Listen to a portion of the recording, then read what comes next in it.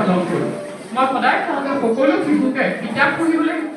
শিকাওঁ আজিকালিতো মোবাইল ল'ৰা ছোৱালীয়ে সৰুৰে পৰাই মোবাইল চলাব জানে কিন্তু কিতাপ পঢ়াটো অধ্যয়ন কৰাটো খুব ইম্পৰ্টেণ্ট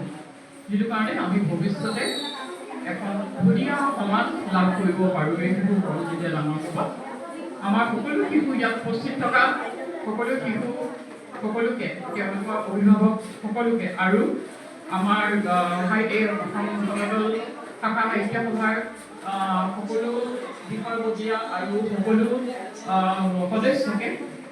মই অশেষ ধন্যবাদ জনাইছোঁ মই ইয়াত এই দুটা অনুষ্ঠান মই এইবাৰ উপস্থিত থাকিলোঁ দুটা অনুষ্ঠানত মৃত্যু দিৱস আৰু আজি